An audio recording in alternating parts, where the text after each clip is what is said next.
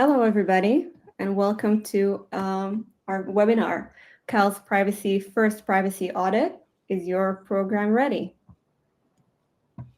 So we're here today with Ron De Jesus, our Chief Trust Officer and Head of Privacy Strategy, featuring Sabrina Ross, our Chief Privacy Auditor from CalPrivacy. Thank you very much. And Ron, handing over to you. Thank you so much, Noah. Good morning and good afternoon to folks on the call. I'm Ron De Jesus, Chief Trust Officer at Mine. I am so excited for this discussion on the first ever formal privacy audit by CalPrivacy with CalPrivacy's inaugural Chief Auditor, Sabrina. For the folks who don't know, I began my career as a privacy auditor with the Big Four. So when I found out about this audit, the privacy nerd in me went off, and I was just super curious to better understand CalPrivacy's approach, kind of what they were going to dig into. And so I'm just so fortunate that Sabrina has graced us with the ability to talk about that today.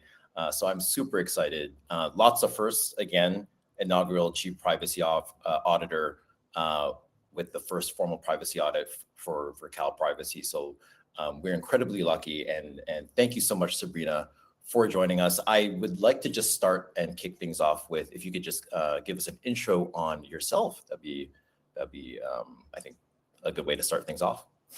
Yeah, thanks, Ron and Mine. Thanks for having me. So I started in privacy before the GDPR, before Edward Snowden, when you told people that you were a privacy lawyer and they kind of looked confused. So I started out at a law firm called Sidley Austin in DC, and really counseling a wide range of companies on privacy, responding to regulatory inquiries, doing data breach responses, kind of you name it. And after several years being at law firms, I decided to go in-house because I wanted to be closer to the builders. I really had learned that I loved being a translator between different types of expertise, and I wanted sort of more direct connectivity to product leaders. So my first in-house role, I went to Apple in the privacy legal team. And then from there on, I spent about 15 years at different tech companies in various roles where the through line was translating legal requirements or public expectations into operational privacy realities within companies. So I did that for a long time. And as you mentioned, about 6 months ago, I went over to CalPrivacy to take this new role. Amazing. And before we get into it, if Noah, you could just pop up the agenda slide, just to set context for the attendees here. We're going to talk about Sabrina's journey in the privacy profession, which we kicked off with a little bit. And then we're going to get into the first sectoral audit. So the pieces around, this gig economy first look, and get a sense of also CalPrivacy's approach and audit methodology. I think number 3 is going to be super helpful as well in terms of getting practical tips for privacy ops folks, how to prepare for audits, what are some good things to keep in mind, some red flags, really, just pragmatic stuff that I'm excited for. And then we'll talk about what's next for the road ahead for the audit function at CalPrivacy, and maybe get a sneak preview into some things if Sabrina is so inclined to share. And then we'll have some time for Q&A at the end. So Noah, you could stop sharing as well. But so Noah, sorry, Sabrina, I would love to just dive in a little bit in terms of that journey. So you had mentioned kind of roles at places that are gig economies, Uber, and also your Apple experience. What actually was the driver for going now over to the regulator side? As you had mentioned too, as I had mentioned at the top, I have a lot of Big Four audit experience, and we both have been on both sides of the table. So we have that experience to essentially look for what auditors are maybe going to be scrutinizing in our programs, And now as chief auditor, you're going to be able to use that deep experience to dig in. But why the switch over to the regulator side? Yeah, it's funny. I had known really since the start of my career that I wanted to do a chapter in the public sector and kind of contribute to building capacity there. I think I'm a believer that sort of cross-sector collaboration sort of makes every sector better and ultimately is good for the fabric of our society. So honestly, I was surprised it took as long as it did. I had fallen in love with various in-house roles where I felt like I could be effective at sort of building privacy controls. And when I learned about this role at CalPrivacy, it felt like a thing I couldn't say no to. You had this agency, which I had been following for years, that was doing cutting edge work with just an incredible leadership team. And at the same time, I was going to get to build something new. And I love building things and really shape kind of what the audit approach was going to be. So this felt like the moment. And you joined CalPrivacy in February, right? That's right. In your first kind of 6 months into it, what has surprised you most about the role so far?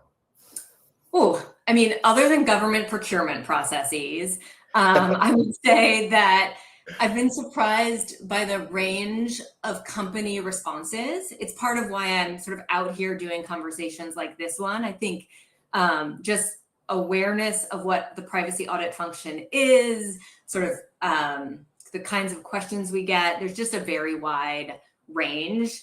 I will say I see lots of companies being really thoughtful and wanting to voluntarily sort of usher in a good audit process, asking about compliance dates that are even quite far out. And I think we'll see companies that do really bring forward as part of the audit process their own proposals for remediation, that as they're running the audit in response to our requests, that they will be well positioned to identify, oh, here are improvements we could make, and that those kinds of things can meaningfully move both the substance and just like the timeline of the audit. So just sort of the range of what's possible and what companies are thinking about has been surprising and delightful. Yeah, and it's so great to hear that you are staffing up and able to dedicate time and resources to multiple audits, and we'll get into that in a second. But it's actually great to see, obviously, as one of the nation's most, you guys do a lot of work and provide a lot of public guidance, and it's good to see you beefing up the function. You had mentioned also that it's important to have a team that's a blend of both auditors and technologists. Do you see that mix evolving? Why do you think that's important? And also, obviously from an audit perspective, you had mentioned in an article with the IPP that it's really important that you have that technical expertise and capability. Talk me through your makeup of your current team, and if you see that evolving with just the fact that it's becoming so technical, right? Yes. Yeah. So you're exactly right. I sort of see the two primary role archetypes in the division as auditors who bring sort of compliance expertise, procedural rigor. They can do things like statutory mapping and documentation of findings. And then the second type is really a technologist. So someone who often has a PhD, is deeply technical in a particular area.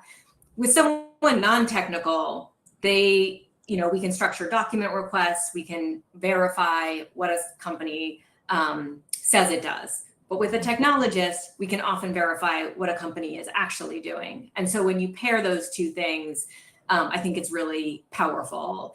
I think your question also got to evolution. And I think I see that those archetypes staying generally consistent. You will see us add probably, again, capacity and as well as areas of expertise. So we've been staffing for ADMT, as cybersecurity is coming online. I think you'll see us build expertise there too. Yeah. That's great. And obviously I support that kind of mix of technologists policy, legal backgrounds, because as you think about what you're actually auditing, which is the DSAR process from a gig economy perspective, which we'll get into, it is really technical these days. A lot of companies are using platforms to provide rights of access. We're seeing a lot of companies moving away from this kind of manual methodology to things that are fully automated. So it's really important that the auditor understands how these things work from a technical perspective. So, yeah. Yes. I wanted to dive into the actual first sectoral audit. Why gig economy platforms first? Obviously, you do have gig economy experience at Uber. Walk me through that prioritization. And in terms of this being the first on the gig economy, kind of what kind of drives the team to look at other economies or other industries after this? Yeah, well, I'll lay a bit of a textual foundation to start with and refer folks to section 7304 of our regulations. And they really address the general criteria we use for selecting our audits. Some of those criteria include investigating possible violations, if the collection or processing of personal information presents significant risk to consumer privacy or security, which is a defined term, if the subject has a history of non-compliance. So generally, we're looking at sort of those prongs. But in terms of what informs each of those areas, I would say we have a really rich set of sources to draw from. And in talking with other privacy regulators, there is also sort of a range, including things like public comments on rulemaking, input from consumers, news reports, academic research regarding privacy violations. Sort of all of those are signal that can help us get a sense of sort of risk and harm that informs our prioritization. Yeah, I think that's incredibly critical to look at kind of the public perspective in terms of what is actually affecting consumers from a privacy perspective, right? So it's really good to hear that the offices or the agency is taking into account these various factors in order to help make those decisions. So that's great. I think one of the biggest misconceptions that kind of this word audit gives companies is that it's automatically going to mean enforcement. And you've said in multiple interviews that that's not necessarily the case. So how would you actually describe an audit's intent then? If it's not enforcement, if it's not identifying gaps, and if it's not making examples out of companies, right? How do you actually describe your intent to companies that are, kind of waiting with breath that's bated? Yes, it is. That is I think the number one most common question, including I think my mom when I was trying to explain the role to my mom when I took it. And I do think that the intent is around remediations. We are looking to create operational kind of privacy improvements. And maybe I'll take a step back and just give 20 seconds of context that lots of regulators have an enforcement arm and an audit arm. Like you see this at the SEC with they call it the Division of Examinations, at California's Department of Financial Protection and Innovation. And so in each of those, they are both serving oversight functions. They are looking at the state of compliance, but sort of with different, more typical tools, I guess I would say. So not all audits lead to enforcement, but an audit can lead to enforcement. We know this from from the range of regulators I just referred to, as well as some privacy regulators around the world that kind of have that both functions. And maybe one other way to talk about the distinction in the intent is, in some instances, we may be able to move more quickly. Like we are trying to be surgical around the scope of our audit. We are seeking sort of quick arrival at a shared understanding of the state of the facts. And then that sort of helps, that sort of more collaborative approach. It's just fundamentally a bit different than the slightly more adversarial, probably looking towards fines orientation you would see in enforcement. Yeah, that's really important to hear us as chief privacy officers. I think we tend to, I actually don't think, I know that we always try to do what's best for the consumer. So having that attitude of collaboration, of cooperation versus, hey, I'm here to audit you, I think is incredibly important. And the messaging that you put out there for that community, I think is just spot on, Sabrina. I wanted to get into the actual audit methodology. Can you walk me through just that life cycle from initial outreach all the way to kind of final reporting? Walk me through those stages so that I have a kind of an understanding of the methodology you're using. Yeah. So I talked a little bit about the sort of prioritization approach that we take, which is an internal deliberative process. Once we are ready to begin an audit, I will usually try to start with a phone call. If I can find the right contact information. I know when I was in-house, I really appreciated getting a call. It does also help set the tone of like, here's what we're looking for. Here's what the opening letter is going to look like. And then we will typically send an audit opening letter with setting out some of the procedures and that context. And then often an initial set of document requests or interrogatories. From there, you can see like some divergence, and it will depend a lot on the scope of the audit and the focus of it, are we planning to do interviews or on-site visits, or is it really proceeding primarily via documents and technical testing? So we'll have a time range for that. I think typically then we would envision sort of documenting our findings, sharing them with the company as a draft report, identifying sort of appropriate remediations within each individual entity. And then in some instances, I've talked some about, we may publish sector reporting that identifies the sort of trends more broadly from within that audit. Those are the broad strokes. I'd say, within that, you can imagine certain things that extend or compress the timeline. So, accelerating it might look like companies that are ready to produce quickly. They're like, here's what we have. Oh, actually, we have, in producing it, we found this remediation, which we will propose. Where we find conflicting descriptions or we don't understand something, we'll often need time for a second round of conversations or requests. So that's sort of there will be variation, but that's the broad flow.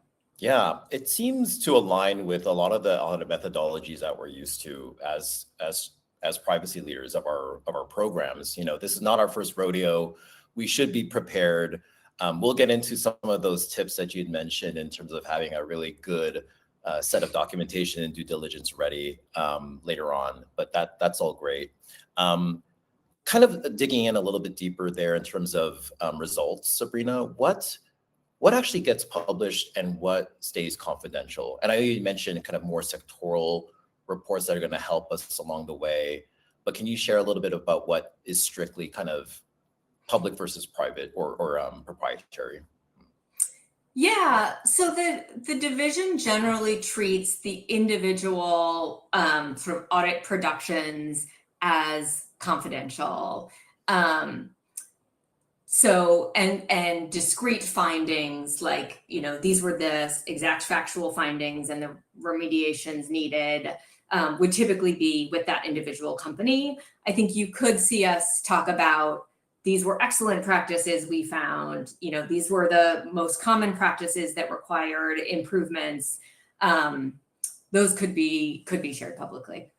Got it. That makes sense. And again, I think trends are always important. A lot of us also continue to look at the agency's enforcement, actions around, obviously there's a ton, but that really does help us prepare and kind of mature our program to make sure that we're not doing those same violations. So that's great. I wanted to dig in a little bit in terms of, okay, you're coming at this from a collaborative perspective, but what actually does the handoff to enforcement look like if you were to decide, hey, this company does need to, not only have we found gaps and that need to be remediated, but it does lead to some type of enforcement. Walk me through that handoff. Yeah. So, as we've talked about, we are separate functions within the agency, but of course we have connective tissue because we have a shared interest in serving consumers and the regulated industry well. And so we will have conversations about which division is best situated to handle a particular type of compliance matter. But to your specific question about a handoff, I think if we have something that we believe either because they are not complying with the audit request itself, they're not cooperating with the audit, or because the state of compliance is such that we believe fines are appropriate, we would typically make a referral in the way that is typical of any of these regulators, where we would provide our documentation to the enforcement arm and let them take it from there, because they have sort of different procedures they follow. Right. And can the enforcement arm then make that public, given obviously they've made enforcement actions public in the past? Yes, it's more common that enforcement makes things public. Got it. Okay, that's helpful. So hopefully we just don't lead to enforcement when you take a look. Kind of a fun question for you, Sabrina, but as a former auditor, there was a lot of things that I actually enjoyed about the process. It actually helped me really build really good programs when I went in-house, because I always knew what gaps to address and what an auditor might be looking for. Now in the role of chief auditor, which is such an incredible opportunity, what do you actually enjoy most about this process? If there is a part, because again, like me, I like thrive on just finding gaps and just, it's thrilling to me, but I'm just wondering for you, what do you find enjoyable about this process? Yeah, Ron, there's so many things. I mean, I mentioned at the beginning that I love building. And so, getting to talk to state and federal and international counterparts and learn like what were their best learnings if they have run a program, an audit or examination program for a decade. That's been really fun to sort of see how do we build that in to serve Californians.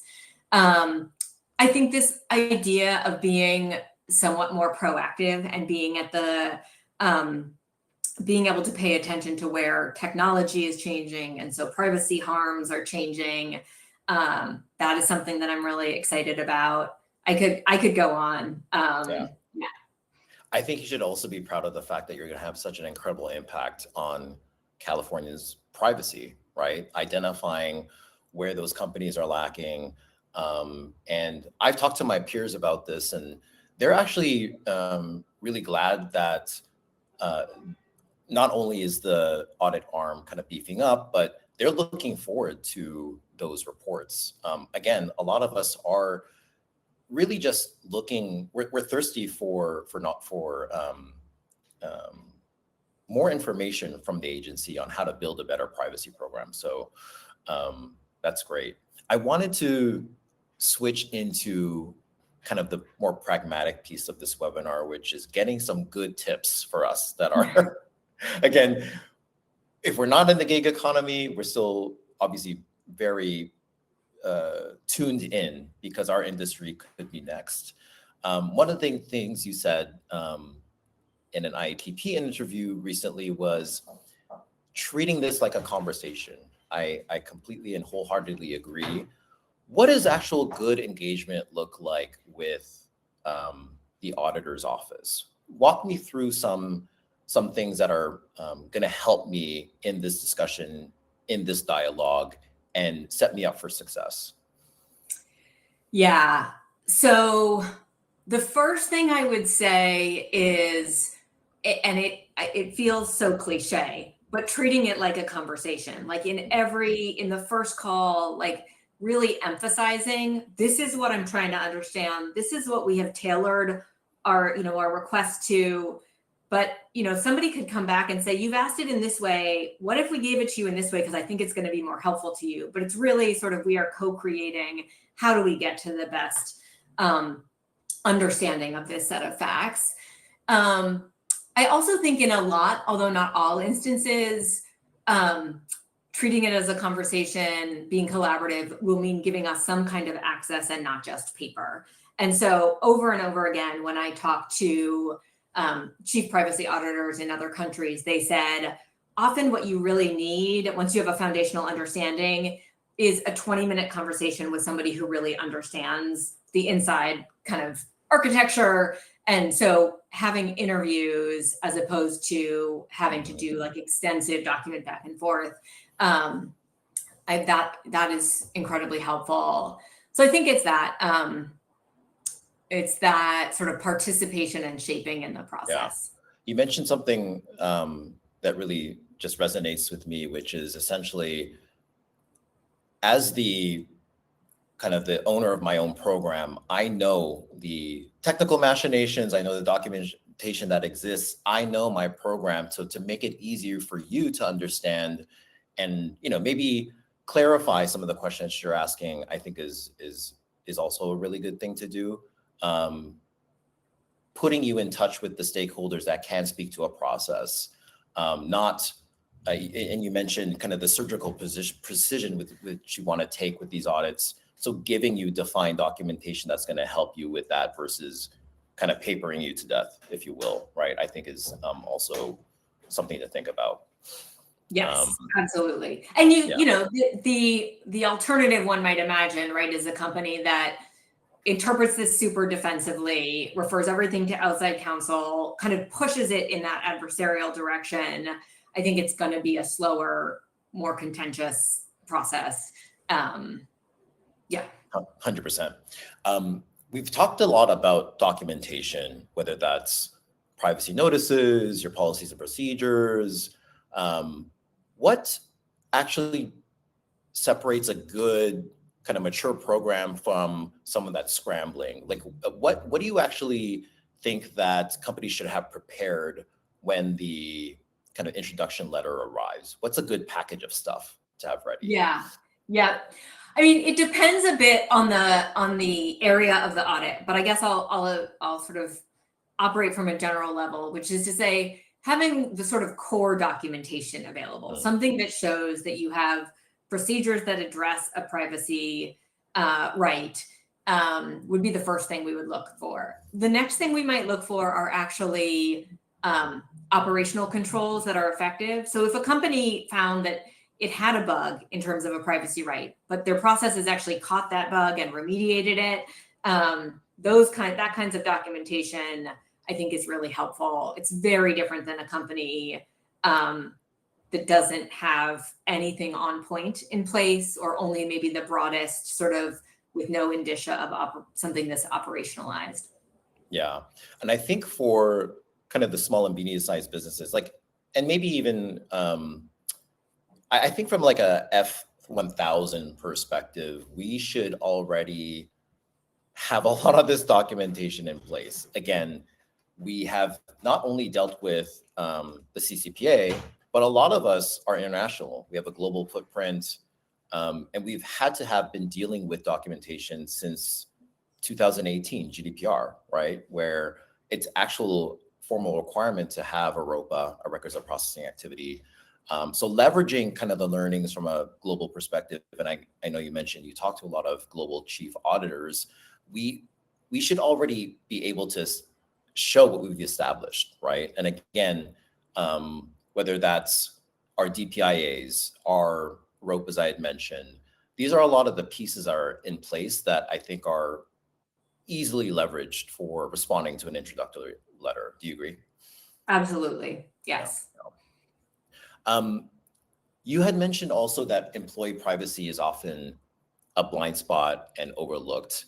Are there other areas that companies should be paying attention to? And I actually agree with you, like employee privacy, you know, we kind of tend to think that HR has a handle on it. Are there other areas where you are perhaps going to dive in the future, or just from a general perspective, think that companies really do need to pay attention to these days? Yeah. So I think I mean, I'll just linger for one moment on the worker Sure. privacy topic, because I do think it's so interesting that both because sort of, yes, the corporate structures of like, what is HR actually handling? And because historically that area has sometimes had less regulatory attention, it's just been an area which practically speaking has had less resourcing. And we're in this moment of, I think we're seeing a lot of change in employee privacy and data sharing of workers' data. And so it'll be interesting to see where that goes. I think another area I might call out is really around access. You saw that in our first audit, and part of what I've talked about there is that access is so foundational to exercising other privacy rights, to knowing what you want deleted or corrected. It's often addressed in privacy laws, and sometimes I'll use the example of HIPAA, the health privacy law, has an access portion, but it's often the least well understood. So that I think is another area that has been a little undertended. Yeah. And if I could give you a little tip also, Sabrina, from my days, formulating what should be in a DSAR, a lot of the times we have to make these subjective decisions around what constitutes personal information versus not.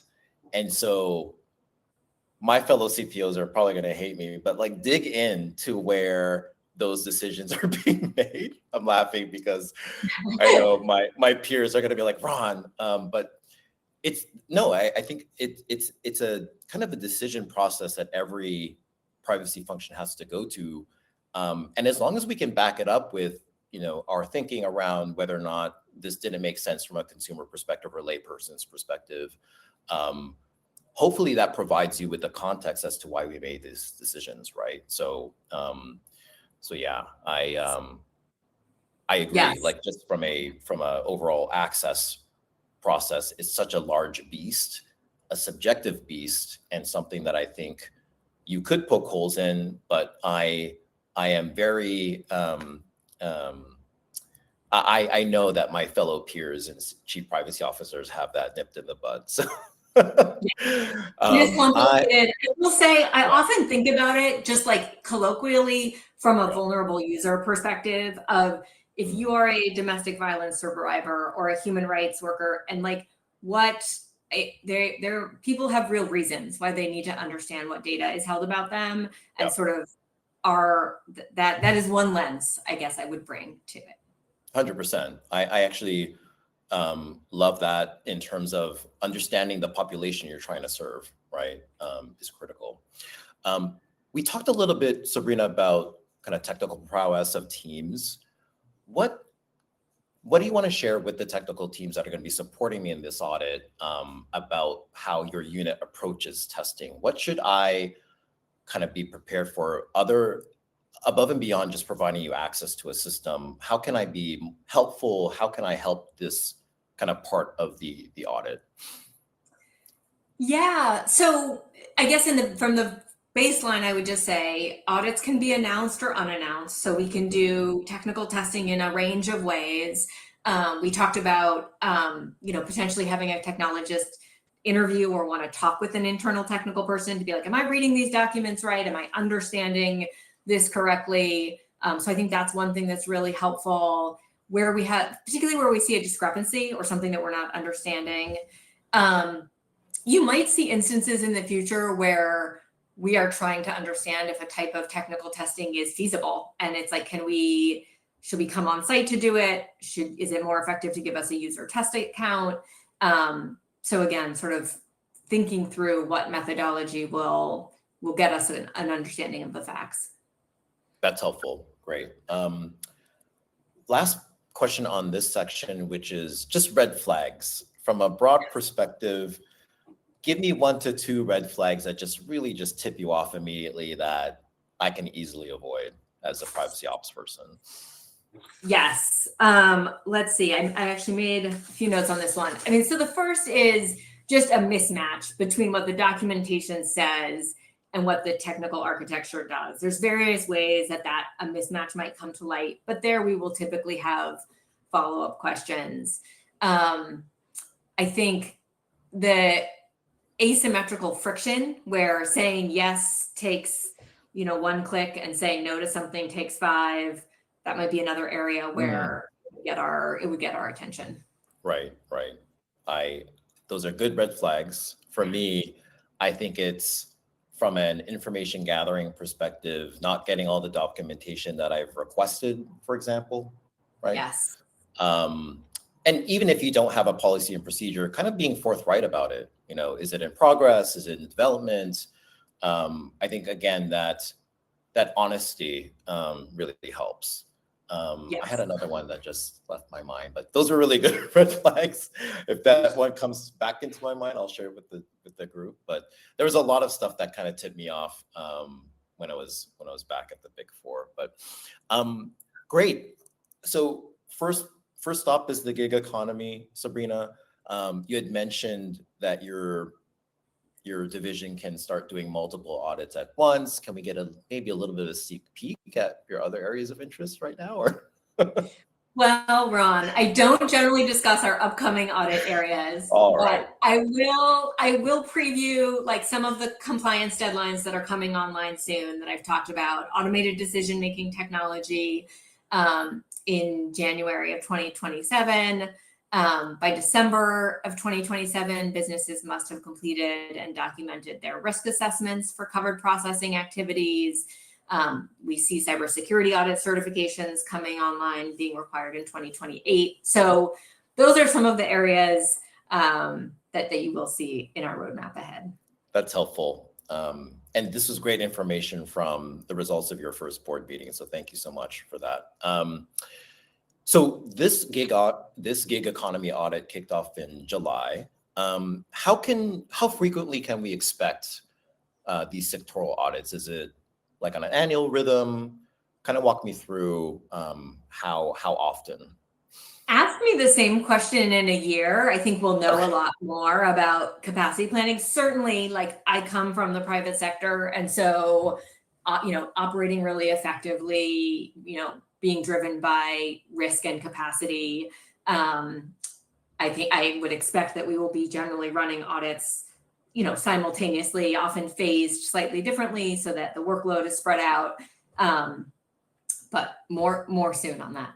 Okay, that's helpful. And then in terms of like the sectoral trend reports that are going to be coming out, any guidance on how prescriptive those will be? And should privacy teams, obviously we use the enforcement actions as a baseline for some of the things that we operationalize. Can we expect that kind of level of detail with these? Yeah. Okay.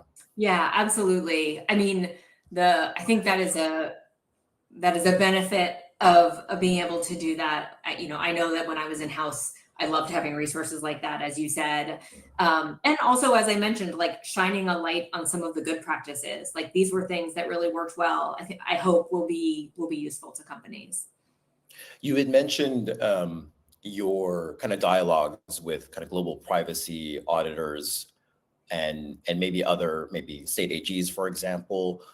I know that everyone's kind of watching closely California. Do you see your kind of methodology becoming a model maybe for other audit functions, or maybe just broadly speaking, are you coordinating with your peers from a state perspective, Sabrina? Or yeah, so the first thing I would say is that I guess audits are having a bit of a moment. I think there's a broad recognition that proactive auditing is a key oversight tool.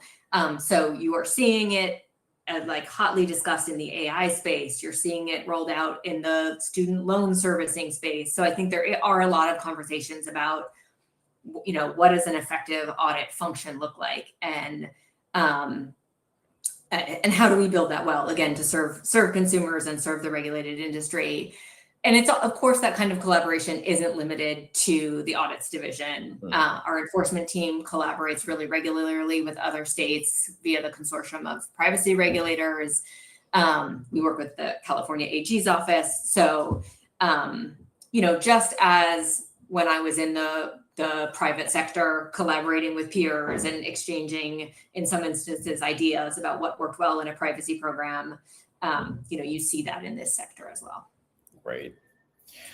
That was an incredible walkthrough of basically deep diving into your methodology, getting some really good tips. I do see a couple questions in the chat. Sabrina, if you're okay responding. Sure. One of them is, how should smaller companies think about audit readiness if they're not in a targeted sector? Yes. So we have great resources that are meant to be very approachable on CalPrivacy's website. I would look especially at the information for businesses section. You can look at our previous enforcement advisories. I think, Ron, you talked a good bit about having core documentation in place. And I will say that because it's like I'm required to say it, having been a privacy counsel at companies, making sure that you have connectivity between your legal team and your technical team doing privacy. So much of when things get dropped is when there's a real disconnect between those departments. Great. There's a question here, Sabrina, around the sectoral trend reports that we just discussed. I think this person wants to know basically what those trend reports will cover. Can you break down maybe how you're going to break it down by section, or kind of what content can we expect from these reports? Yeah, I guess here I would caveat that this is somewhat speculative, but I think in terms of what would be useful, sort of an introductory section identifying some of why did we undertake this sectoral audit, to the point about section 7304, what were some of the factors that led us to prioritize this audit. I think then again, sort of some of has there been relevant research or prior work on it that informed our approach to the audit? And then really the heart of it is what did we find that is useful to the regulated industry? I think one thing that I'm interested in is sort of to what extent can we help proactive compliance? To what extent can we find markers that by running this audit or releasing certain information about it, it's actually helping other companies comply better? So that's a bunch of the instinct behind it. That's helpful. One personal question, if you don't mind, Sabrina, is, so obviously this first audit is going to focus on the right of access. So, what a consumer can expect from exercising that right. Do you have just based on your own experience, do you have a sense of like where the most common gaps might be in that process? Again, whether it's depth and breadth of what's being provided back, whether it's, again, you had mentioned, is it take too many steps to actually operationalize that? Are there any other things that you're just thinking, just based on your own privacy ops knowledge, that companies might be not doing a great job of? Yeah, here again, you framed the question well, so I won't speak to the context of this audit, but I will speak sort of just more broadly to like over 20 years. Exactly. I mentioned a little bit the where there's a gap between the legal and the technical team, and so are there we sometimes see broken processes in the privacy rights request area where someone has built a part of the access or deletion mechanism, but it is not fully operational, either because it's been under-resourced or because they missed kind of one key legal component. So that is one, I think, type of failure we see. You referenced some of the complexity around incompleteness, and I think there are areas of access response where perhaps it's complex, and there's other areas where it's just a blatantly incomplete response, and sort of those are different, might have different tones behind them. So that's a little bit that's helpful. Something else that, again, popping into my mind with my auditor hat is obviously we have the right to deny as well in certain situations. So delving into what my set of reasons could be, and if there's an appeals process, and because I actually don't think, Sabrina, that a lot of privacy programs have that really fully fleshed out. So maybe. Maybe something you take a look at. I don't know. This is the complexity around either like exemptions and Exactly. or appeals, where someone is trying to, yes. 100%. Yeah. Yeah. Another place I might flag is around authorized agents, where as we enter this, like, there are more agentic AI and more, people are looking to exercise their rights at scale. Their complexity with how companies handle authorized agents. Yeah, because believe it or not, there are companies that do that en masse in bulk. That can be technically complex to address, right? But still, it is my right to be able to use an authorized agent. So yeah, that's a really good point, Sabrina. There is a question here around kind of the population of this audit, Sabrina. So for the gig economy audit, are you focusing on all consumers' privacy, i.e. drivers and passengers, or focusing more on one or the other? So I think they just wanted clarity on what population of individual you'll be focusing on, if you could share. Yeah, I think generally there's different terms for it, but the sort of worker side, as well as the consumer side, are currently both in scope. Great. We have time for one last question. And this was related, Sabrina, to when we were talking about perhaps the audit process becoming a model for other states. This individual wanted to know if you had compared the audit process to the FTC's Section B authority, or if you engage with the FTC at all in kind of establishing your audit division. So not sure how deep you can get into that, but did you actually engage the FTC, just given kind of your relationship with these other agencies? It was less about direct engagement. Certainly in my prior life as an outside counsel or in companies, I was familiar with the 6B functionality. I was familiar with the reports that the ICO in the UK produces. So I did look at a range of kind of what information sharing practices out of privacy regulators appeared useful. Great.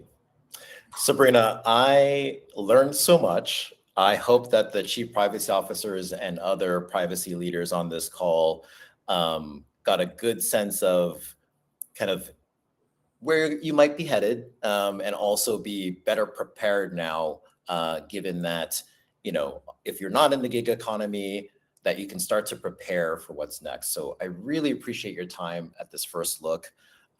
Congratulations again on the role, and thank you for your time today.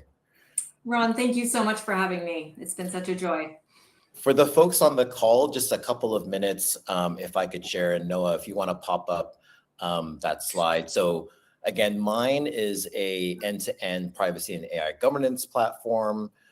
We have capabilities for DSARs, for DPIAs. We have agents at play, a CMP. So check us out at mineos.ai if you have any questions on what we provide. We actually also did a recent webinar with CalPrivacy as well on the DROP platform, and our solution to help you comply if you are subject to the Delete Act and the DROP requirements.